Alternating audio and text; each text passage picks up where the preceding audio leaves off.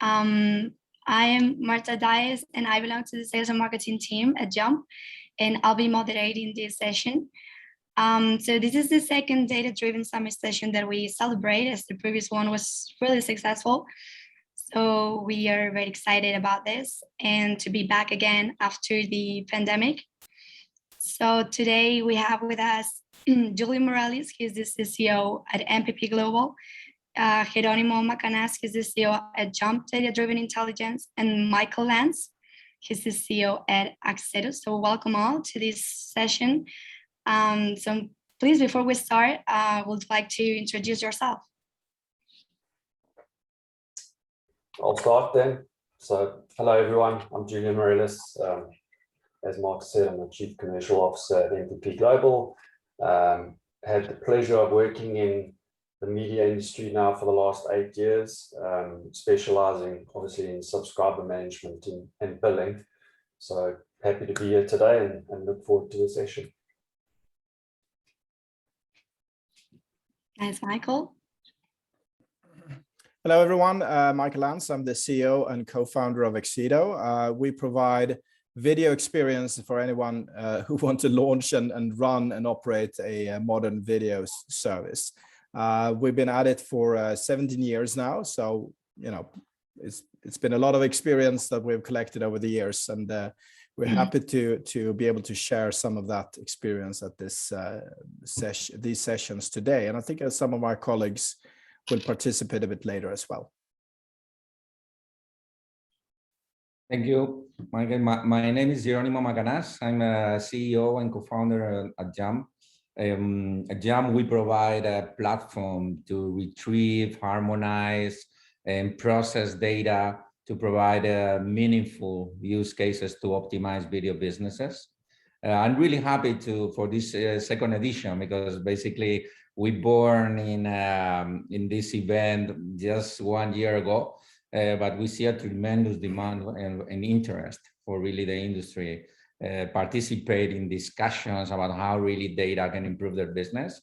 So I'm really excited about what is going to happen in today, not just in this panel, but I want to thank you both, Julie and Michael, to be here and to share your experiences with the audience and with us and learn all together. But also there is a lot of different panels along the day with the specialists in the different areas in materials regarding how to really optimize video businesses, focusing on data. So I encourage everybody to not just listen to us, that definitely I do as well, but also the rest of the sessions are going to be fantastic. So thanks, everybody.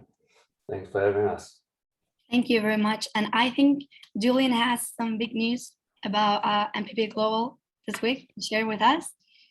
I do. I'm very excited to announce that, not even 10 days ago, MPP Global was acquired and is being merged with Aptitude Software Group. So we really started that journey probably the beginning of this year, looking at investment opportunities to really develop and grow our platform and our product, as well as look at how we double down in the regions that we operate in, to really strengthen our support and delivery capability. So needless to say, a fairly long process, but we landed in a really, really good position. I think that the fit between the two organizations is almost perfect. That really delivered everything that we were looking for in an investor. So I think we are in for some exciting times, and I'm most certainly looking forward to it. Great, congratulations about that. Before we get started, please note that the public can write some questions in this session chat. There's just right below, there's a question and answer box, and we'll proceed to answer them 15 minutes before we end. So, as you know, 2021 has seen big changes in the video industry. So there has been an overwhelming shift in consumer habits, with people stuck at home for an extended period of time and turned into television and video platforms as a major source of entertainment, right? So this has led to the rise of new platforms around the world, but the increase in content also brought on a rise in churn. So for these platforms, once they have managed to sufficiently increase their number of users, one of their main concerns is to hook and retain these users, and to strengthen their loyalty. So with the surge in consumption, many companies in the video and streaming industries are venturing into ad-based services. And it looks like this business model is just at the start of its run. So again, it is a pleasure today to have the opportunity to hear from important figures within the video industry, who will tell us how they view the changes that have taken place during the past year and the challenges they foresee for the future. So let's start with Michael. Michael, you work with many companies around the world, in this case, MPP Global, which collects users' data and Jump that manages it through business intelligence. So what are some of the most important changes you have seen and how the video on-demand platforms grow in this last period? Thanks for that, Marta, and thanks for letting me start this panel. Look, it's obviously a question I can speak about for a long time. But what we're seeing, to be a bit edgy out there, is that there is still too much focus, and I think this is just about many of these companies that launch video services. Their internal targets are all about sort of user numbers and subscriber numbers, and I think this is the core of it. They need to care about getting the right customers on the platforms, because if they're just getting any customer on the platform, that customer will churn, right? And at the moment, everyone seems to be just throwing money at the problem and trying to get in as many as possible with the hope that they will stick around. And this is my, one of the key lessons, or at least messages I want to send out to everyone who's in running a video service, is that instead of just doing these wide marketing campaigns, try to figure out what are the actual consumer that you're looking for. And then if you're getting those consumers on, I'm sure the churn levels will go down and the usage will go up and everyone will be much more happy. Definitely. And also regarding these industry needs that you have identified along with your experience, Jerónimo, in this sector, what is the industry lacking in terms of data management that you're currently seeing? So thanks, Marta. Definitely, it's been a shift, trend shift in the last couple of years regarding the approach of how to use data in media and entertainment. Most major players, but also medium and small, realize that really they need to manage data. Essentially, one of the reasons could be, for example, what Michael just explained. If you want to know which are the subscribers that really are going to land, I don't know, with the highest customer lifetime value in your platform, that is what, of course, you are looking for. You need to understand which and what are the characteristics of these people, right? And then you need to look for that people that you know that really it's going to be with you for a long period of time. You will have opportunities not just to sell an initial package, but also upselling and really engage these people in meaningful ways. So what happened so far is that all the companies, of course, realized that they needed to invest in data. That's not new, right? We've been across, I don't know, the last 10 years probably, discussing the importance of data it is in the success of any industry, but also of course drive also by the experiences and pitches of Netflix, that is a truly data-driven company. The rest of the industry, we're talking a lot about data. So they invest a lot in creating infrastructure for data, data management platform, putting all the data in one place, But the reality is that now when you look at the main market players, all of them tell you the same story. And that's really interesting, that in any data-driven strategy, the technology and, for example, analytics solutions represents just 10% of the investment that you need to do for really becoming a data-driven company in media and entertainment. That means that the rest of the 90% remaining, you need to have the skills, the resources, and also some additional tools to analyze data and to use it in support business decision and business actions. So I think right now, all companies in the short and midterm will realize that really it's a combination between technology and people, as always, what really drives to success. And so they will need to figure out the way, not just to collect and process data, that of course, and that's enough challenges. And there's enough challenges in that area that in other sessions, I'm sure our colleagues and the industry will tackle. But definitely after that, the real big challenge is really how to combine this technology with expertise, skills to really make a business impact on your business. So that I think that's the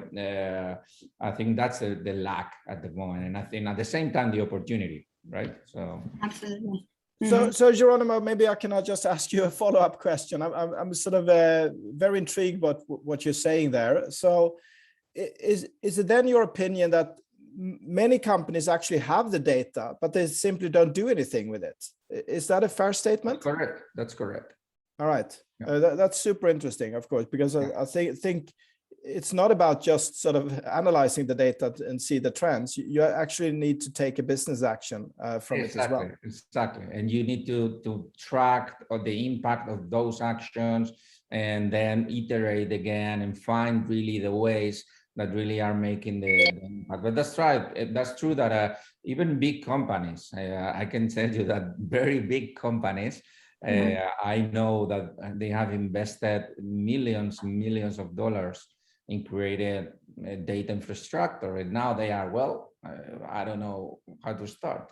Please help us or do something with us. We need it. So yeah, that's a good point. And I think companies like us, and of course others in the ecosystem, really have this responsibility that is not just about providing technology, that of course, but we need to provide also a solution that really fill this gap between the technology itself as a standalone technology and really use this technology to in meaningful use cases that make a business impact.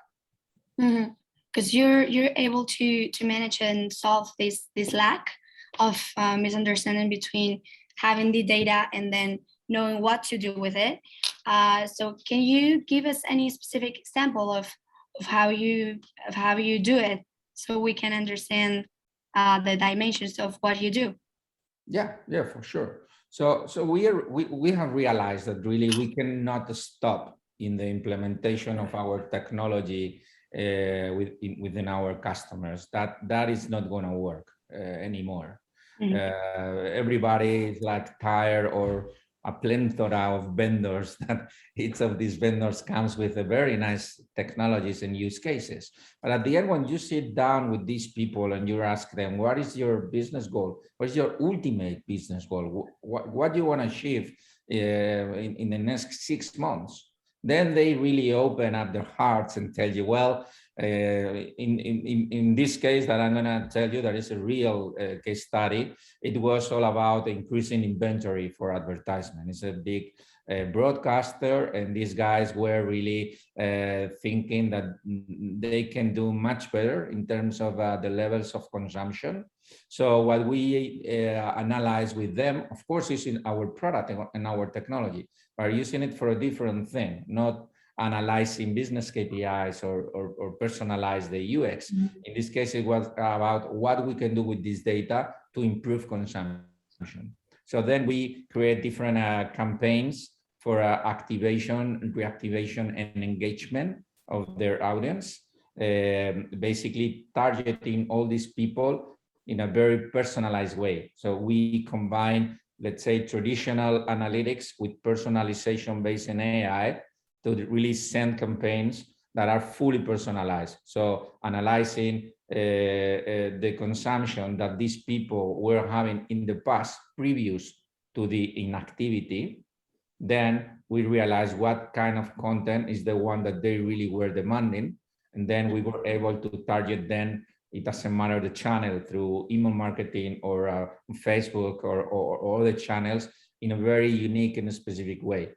So we did that and the results were amazing. Basically, compared with the traditional campaigns that they were doing, we were capable to increase 40% the number of subscribers or users that were reactivated.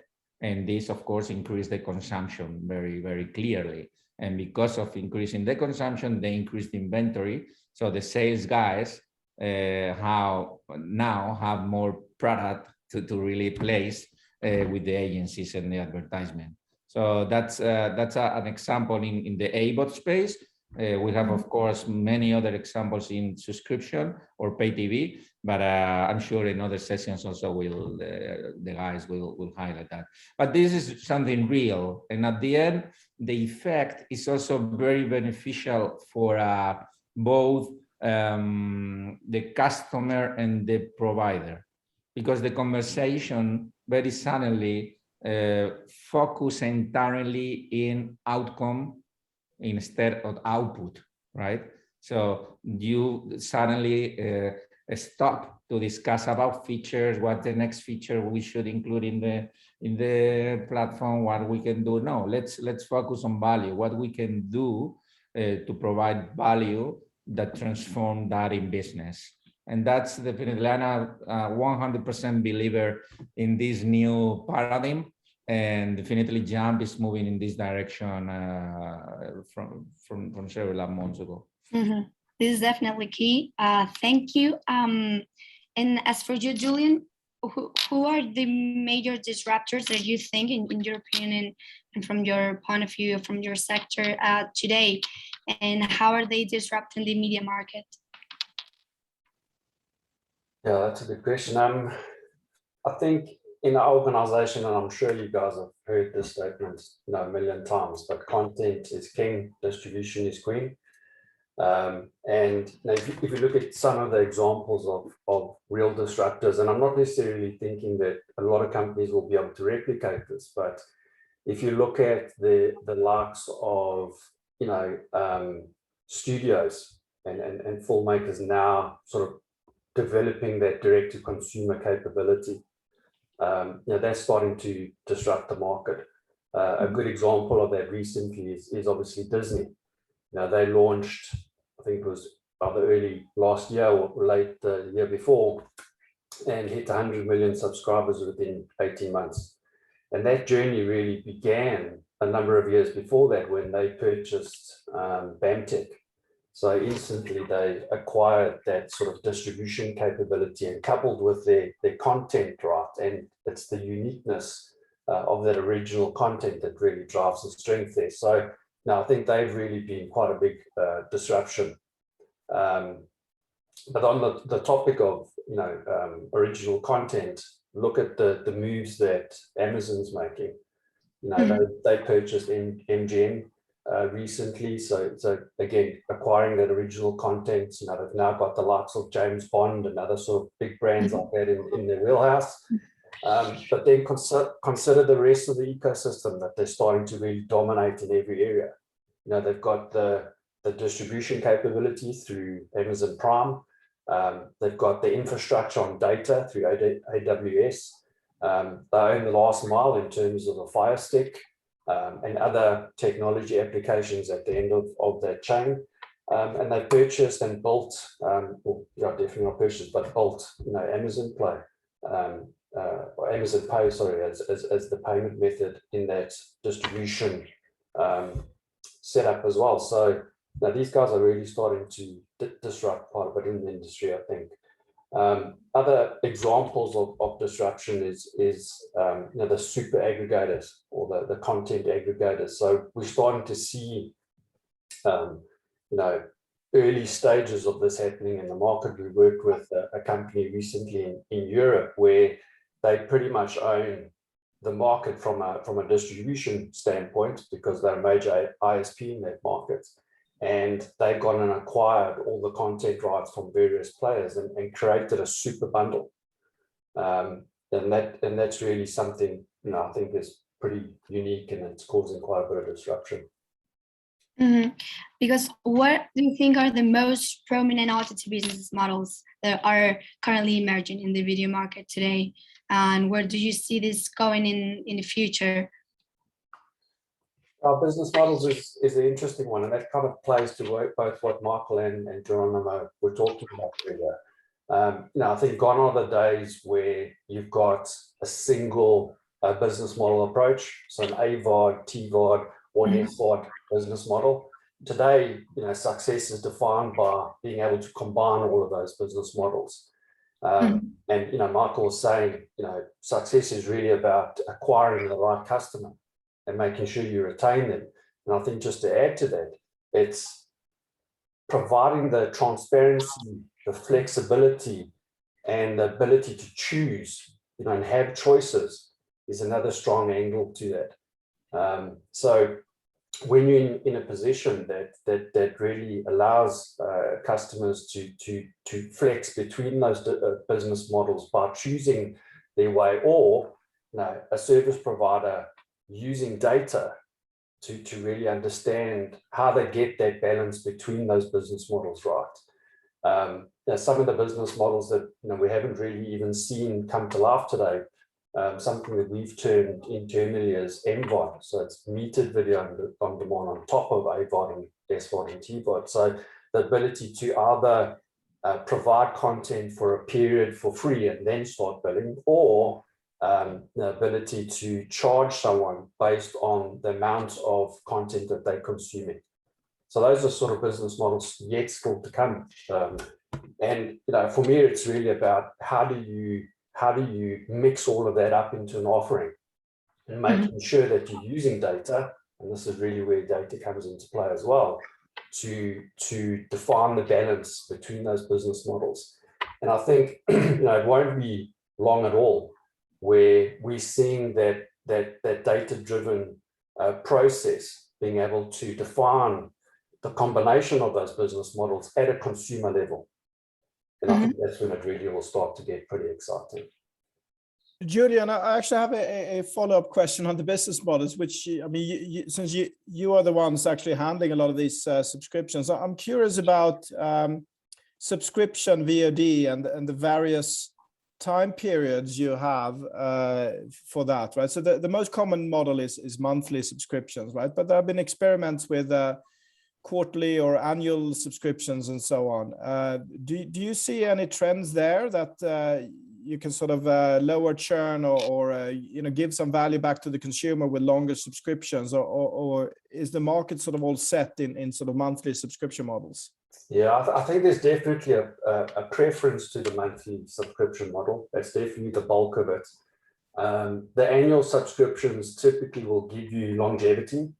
So that's the stickiness factor. But again, I think consumers are demanding flexibility and choice. So, personally, in my opinion, providing that flexibility and choice is what will retain that customer. So, don't try to lock them into long-term things. Allow them to choose and define, those subscription offerings.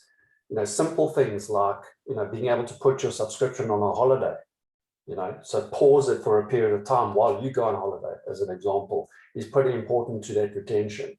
So the more flexible you can be around that contract, the subscription, I think the better it is for the customer.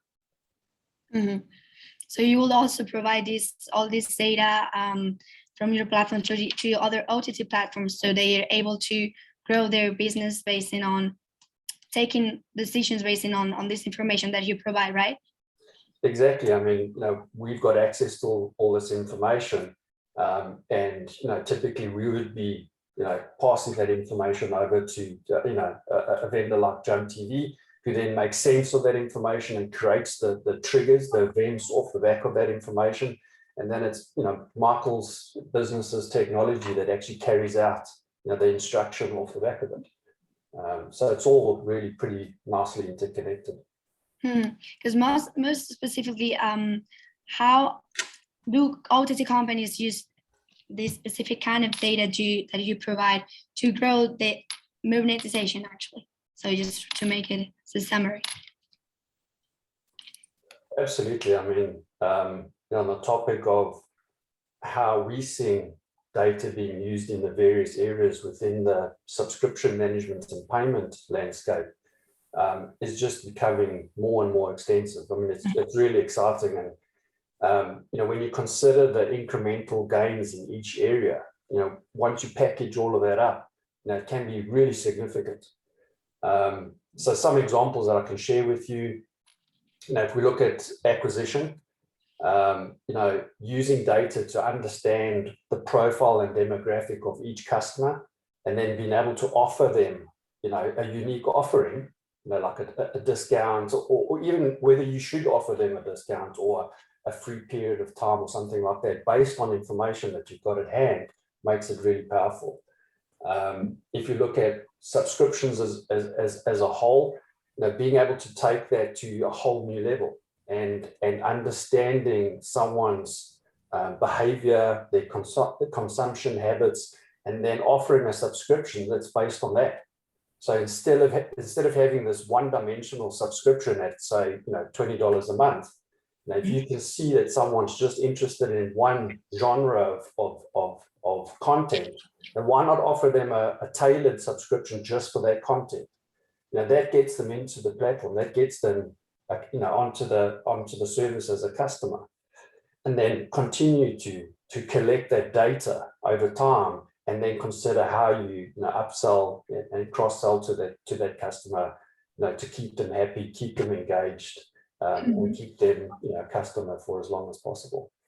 Other things are payments. Payments is such an important part, obviously, where there is a subscription, to the overall interaction, and being able to present a specific payment method based on someone's location, as an example, can be pretty powerful. So just making sure that they have those options that are localized to their territory. This is specifically for companies that operate on an international level, where the understanding of the payment ecosystem in every territory is vastly different. Other examples on the sort of churn and retention side, we've seen and worked with a fairly large broadcaster in the UK not too long ago, where we helped their involuntary churn reduction. I think it was about 90% or just short of 90%. So they were experiencing involuntary churn at around an 8% level. We got that down to below 1%. And that was simply by understanding when a customer's payment information had changed, and then using that data to then change their details in the back end so that there wasn't that breakage. So those kind of things can really lead to some significant gains. Other examples are, decline reason codes. When a payment is unsuccessful, there can be as many as 50 different reasons for that payment not being successful. So being able to analyze those reason codes can then determine how you respond to that. Again, improving the payment success rates. And then lastly, just some of the things we've been seeing recently. We work with a partner called Mather Economics, and they've specialized in dynamic pricing. So again, using data to understand, what price point a customer should have, and whether they have, certain profiles within that data that allow for those price points to be increased or decreased, based on that individual customer. And some of the results that they've seen has been a reduction of price-related churn by as much as 50%. So the impacts are really, really significant. Yeah, I think I could go on in this space probably forever. But there's just so many interesting things coming up every single day that it's a really exciting place to be. Yeah. I want to make a quick comment there. So I think, I mean, everything that you do, Julian, in your company is of course related to creating sort of revenue streams for the customers. And in my mind, and I understand that that's great. And many of our customers are asking the same questions: how do we increase RPU, and how do you lower churn, and so on. But there is also the matter of way before a customer is churning, there is the matter of creating a happy customer, to improving the user experience in a way that is consistent with what that customer expects. And I think there is a big misunderstanding that all customers want the same user experience. So of course, different customer groups would need different experiences. It could actually be the same customer that the first time they log in, they would need a different experience to when they're a frequent user. And you can only look at your own households that in that households, there are so many different user experience that may be needed depending on which user is. And it's not only about content, it's about how you interact with the service. And I believe this is an area which is something that we love to speak with our customers about. How do you actually use the behavioral data to have something, an underlying reasoning, why you need to adapt the user interface to different cohorts of consumers? And that's something that I believe would stem in the flow of or outflow of consumers, the churn in the future. So I want to highlight that there is not only about the revenue streams, it's about the behavioral improvements as well. Totally. Mhm. Yeah, so to add on this, I think at the end is these three main pillars that we like to define the user experience, right? So you need a unique user experience in terms of the entertainment experience that you are living. You definitely need to couple that with the content you want to watch. And that's painful. That's very painful because people really are overwhelmed with a tons amount of content, platforms, and everything they have access. And when you want to watch something, your desire is that you find something in less than 1 minute. That is the metric that the big ones are following. That it's almost impossible, at least for me. And then, of course, you need to make money and you need to create everything in a meaningful way that generates revenue and value for the video service. So that's the three pillars definitely that define what is a happy customer at the end. And you need to take very seriously all this journey and really have the possibility to really analyze what is happening in the journey before somebody is unhappy and is likely to churn. You need to track, like if you were a doctor, that you were looking for different diseases previously to that, not when you just go to the hospital for surgery, right? So there's a lot of things you can do prior to that. And I think that is a mindset and a new paradigm in how you really need to go through the user journey in media and entertainment. We need to think that most of the companies that are now in the video space, some of them are content creators or content networks or TV networks that they use to sell the content to distribution channels, bigger or not, and then they really don't need it to manage the user journey. So now they need to build up all that practice to really be effective. So yeah, I think this triangle of revenue stream, user experience, personalization / data is really the combination that is mandatory if you really want to be successful. So knowing all of this, this is a general question. What advice would you give to a company that decides to embark or has recently embarked on this type of project of creating an OTT service? regarding also the challenges that we just mentioned? So if I start on that one, so I think, I mean, if you've just recently embarked on something, you don't have any past history, then it's of course super hard to draw any conclusions because you don't have the data to do that. But what you can do is, of course, to understand what everyone else is doing, right? So if that's the case, you've just started, you've launched, you have your first months of data and take rates and amount of time spent on the platform and so on. Engage with others, right? So vendors like us on the call or your peers in the industry to understand reference points, so you can actually know whether you're any good, because you may think that you're super good and then you're not, or you may think that you're super bad but you're very good, right? So that is my recommendation, instead of trying to do too much analysis immediately. Mm. So in my case, the advice of first step I will suggest, and we have seen it many times with new customers that come in with the OTT service and they launch. I think it's super important to find and to really define and target the specific audience that you want to reach, right? Mm-hmm. Especially when you are talking about niche content, that is what is happening more or less right now. We don't expect a lot of new big players coming in the future. Some of them will join, but not a lot.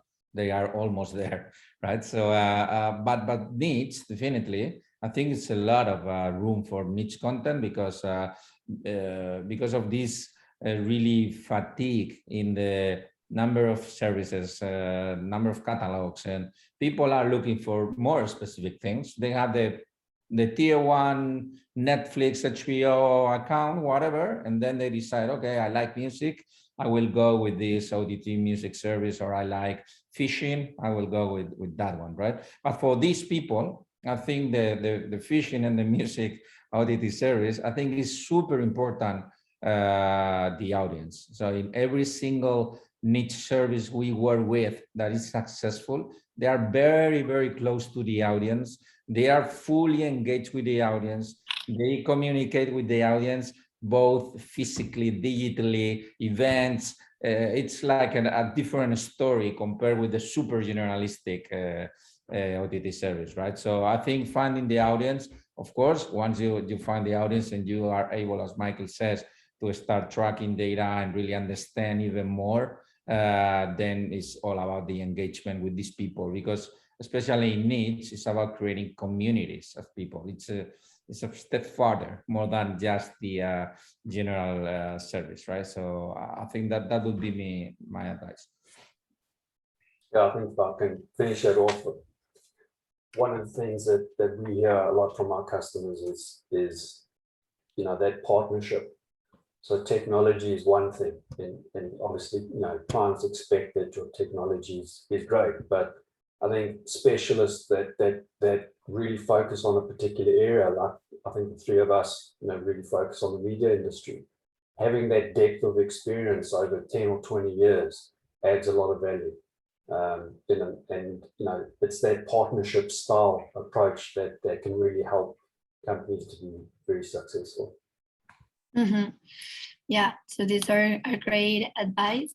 But as for you, Michael, that you work with many companies like MPP Global, here, Jump, do you actually think there will be enough market for non-major streaming services? And which industries do you think will embrace video as the main monetization, engagement, or communication channel? So I think in terms of the media industry, the larger media industry, I absolutely think that there is plenty of room for growth, right? It's some of the existing ones will fail, or they will change their offering. There will be new ones appearing, where it's niche or mass market. It doesn't actually matter, but there is a lot of opportunity there. So what we're looking for is really what is the limit to growth? And the limit to growth, in my mind, is the same limit that we had when it was the previous old-fashioned TV industry, right? Which is a $500 billion market. And that market will ultimately transform to the new technologies. And we're not even a third of the way there. Now, what would happen is, of course, that once we have transitioned the entire market, well, I do believe that there is a general growth, but that growth is probably, in the single digit over time. But, until we have hit that $500 billion market, there's plenty of room. Mm-hmm. But it's clear that the market will be much more fragmented than in history. In history, it was sort of dominated by very large distributors, the operators typically. And then you have all of these dominant channels that took the majority of the market. And now we're seeing sort of a huge fragmentation. And to Geronimo's point, there is an opportunity now to create a fishing channel, OTT video fishing channel. The costs are not that large, right? It's more about go-to-market than the actual technology. Whereas 15 years ago, you couldn't launch a fishing TV channel because the costs were too high. It was too complex to sign distribution deals and so on. So the modern world, the democratization of sort of video services is certainly will bring a more sort of dynamic and healthy market long term. Mm-hmm. Okay, thank you very much. If I could just add to it, because I think it's quite an interesting topic. I think the emergence of new verticals that are adopting videos is also probably something that's going to continue to grow. I mean, if you think about publishers, they seriously thinking about video and introducing a lot more video into the news capability. If you think about the health and fitness industry, that's starting to really transition into a video service delivery. You think about the automotive industry, that's fundamentally now being driven by the conversions to electric vehicles. These companies understand that people are going to be spending a lot more time in their motor vehicles when charging batteries and things like that. So the delivery of new services, video-based services into those vehicles is going to become a big thing. So there's a lot of that, I think, going on where I think our focus and our reach will expand over the years to come into some pretty interesting spaces. Mm-hmm. Well, thank you very much. We just have 15, almost 10 minutes left. So we're going to proceed with the questions. I don't know if you want to add something else. No? Okay, let's go. Happy to take questions. Okay, get ready. So here we went. When people say content is king, I say data is the king maker. Besides understanding the various segments or profiles of audiences and subscribers, how effective is data in curating content that drives viewership and subscription? This is a general question. I can take that one. That's actually really, really interesting because that's true that for some time, data is being more focusing in our space. Of course, in other industries is the other way around, but in our space, data is being focused on engagement, more engagement, retention, churn. But we are seeing customers, some of our customers using data in the acquisition space, using content as the main element to really attract subscribers, right? And how they are doing this is very specific use case, but very illustrative for this question. So basically, what we are doing with them is we are analyzing what is the content that is driving more, for example, trials. So we are doing some sort of attribution to sign up in a trial to that specific content that, of course, the individual needs to watch more than, I think it's 80%, something like that. So you really know it's being watched, right? And then when you analyze data, all the data at the same time, you can see very interesting patterns at which are about what kind of titles are triggered trials that are different to the kind of titles that are treated conversion to paying subscribers. So definitely there is some room for using data in how you make editorialization and communication as well to improve conversion to both trials and paying subscribers using as a key element content. And you can do this also at an individual level with at the different segments level and all of that. But we are seeing more and more customers that are using the content to really personalize its own way the conversion experience related to trials and paying subscribers. Okay, thank you. There's another question for Julian. What are some of the fundamentals considerations when launching a new international OTT service? Cool. From the monetization point of view. Yeah, so looking through the lens of monetization and subscriber management, touching on what we discussed earlier, I think that balancing of business models, and getting that mix between AVOD, TVOD, SVOD is really critical. Product and pricing strategies, I think that's fundamental. The ability to really try and personalize, products and pricing to the customer and their behavior and their content consumption habits. I think that's critical. Payments, if you are an international player, or you're going to distribute your content internationally, specifically across the Latin American markets, the European markets, and the APAC markets, payments is very, very fragmented. So understand the payment ecosystem, make sure you can cater for those very specific in-country payment methods. I'd say security and data, that's becoming a major consideration. And as you operate in different markets, they've got their own unique security protocols that you need to be able to adhere to. Data, I still stick to the phrase that content is king, but I would say that at the heart of your distribution strategy should be data. Data will improve and drive everything within that distribution strategy in the future. So I think that's fundamental to that element of the process. And then, I would just say, again, if you're operating in certain markets, there are a lot of complexities that come into play. Make sure that the technology you're using is going to facilitate those complexities so that it doesn't become your problem. Definitely. Thank you. And we are running out of time, but just one last question. This is a general one. In which direction do you think the video industry will go in the next few years? And what is your impression of the changes that are currently happening?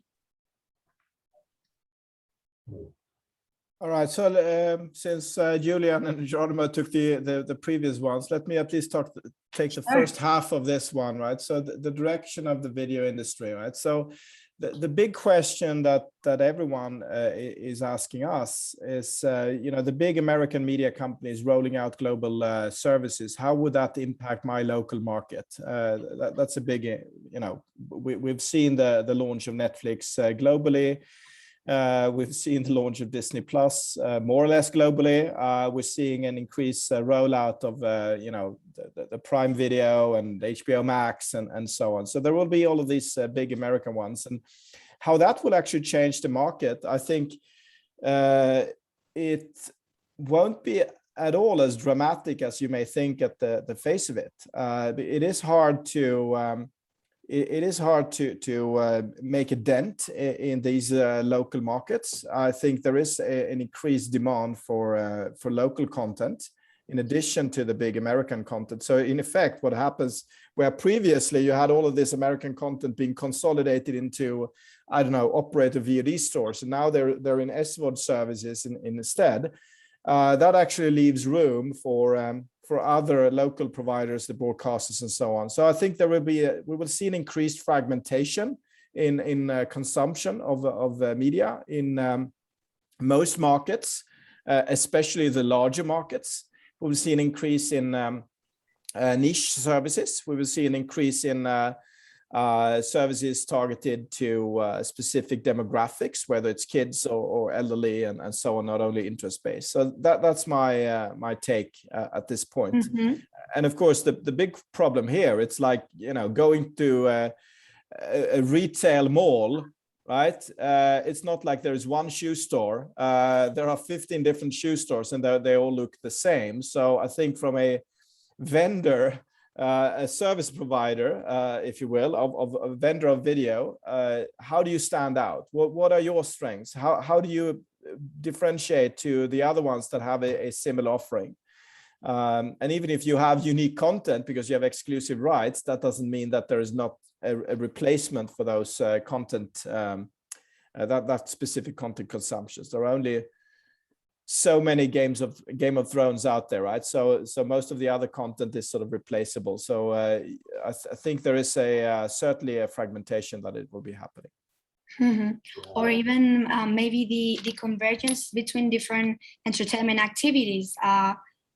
What do you think, Jerónimo? Because you're more into this.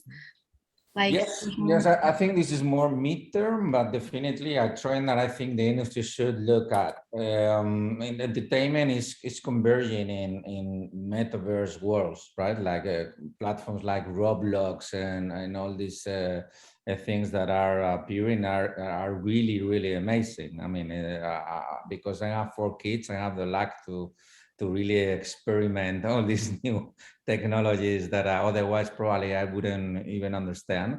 But it's pretty amazing because in these platforms are combining video, audio, playing games, socialize, everything. And a couple of weeks ago, I was entering into Roblox for watching a 24 Pilots concert that actually these guys were doing there, and I'm a big fan of music, so then I thought, okay, I will go to Roblox. It was not on YouTube, it's not in another place. I needed to go to Roblox.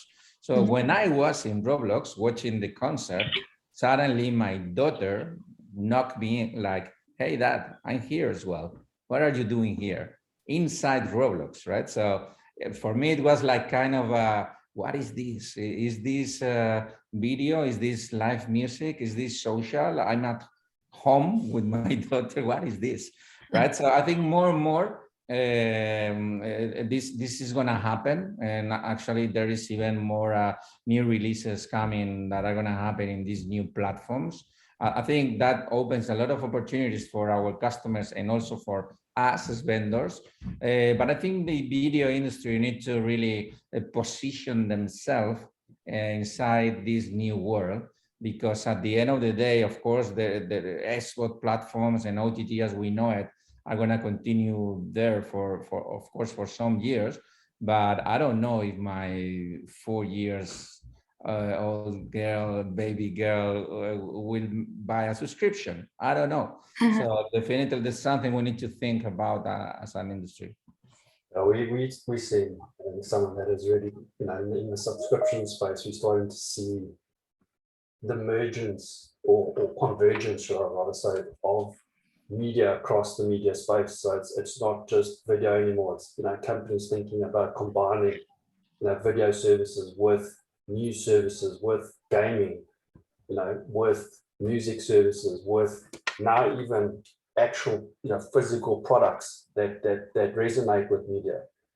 So if you're into gaming, it's about specialist monitors and gaming consoles. So it's the ability to combine all of those into a super service, if you want to call it that. Yeah, that might be something that's pretty interesting in the future. Okay, nice, thank you. So we just run out of time. So do you want to add something else? No. Okay, so there's thank you to all of you guys. Yeah, thank you so much for coming, for your time. Also for the public who's here or watching us right now. There's some questions more, but we'll answer them by email. And of course, if there's some more questions, they can contact me or or anyone else in the team. So yeah, that's it. Thank you very much, and see you soon. Thanks everybody. Thanks, Michael. Thanks, Geronimo. Thank you. Bye bye. Bye, everyone. Bye.